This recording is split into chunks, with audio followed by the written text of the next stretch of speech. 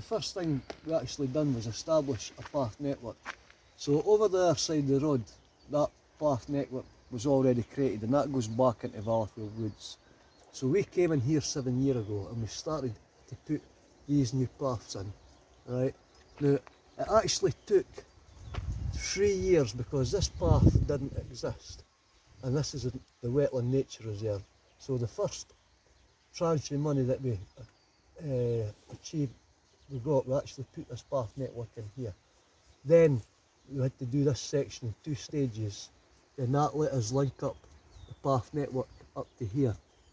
And although it doesn't show on the map, we then continued the path network up here, and then it goes straight across into Balgony, from Balgony to the Villa.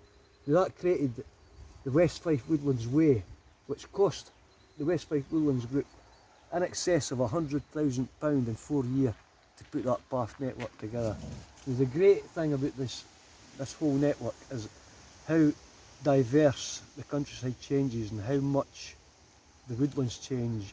So it's no just a continual same path and like a forest. You're walking over the streams, you've got the wetland areas, you're back into dense woodland, then you've got open grassland, and then there's a lot of historic sites that you actually, as you go back down through Couris, the graves, Plague Graves, West Kirk,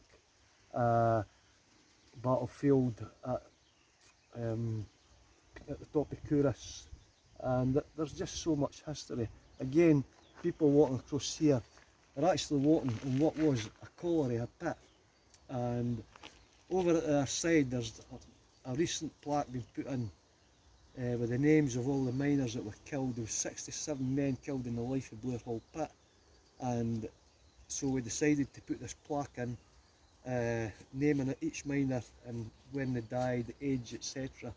And because it's a poignant reminder, because what we find now is people actually come walking and they don't even realise the mining history, they don't even realise there was a pit or any mining connection here.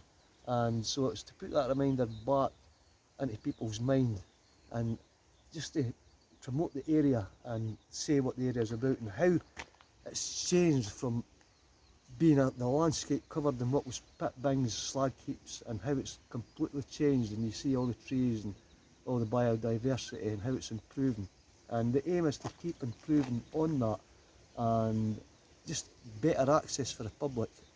Anybody can come here, it's free, it doesn't cost nothing, and it gets people active, it gets them outdoors, and that's only a win-win basis for everybody. And this is all done by yourself and volunteers? This is mainly done by your group, the West Fife Woodland Group. We're all volunteers.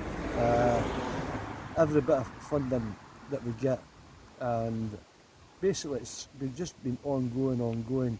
We've got other projects on the go. This is linked up West Fife to the south. Our next projects that we're starting is linking up West Fife in the north. That's another huge area of path network that we're going to open up. And we've already got the landowner's permission, etc.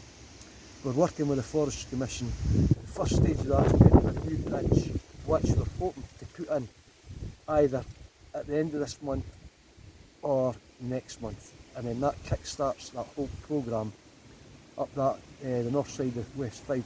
But it's not just putting paths in and walking away. You've got to go back. We go back every week and we carry out maintenance. We cut the grass, we cut back growth.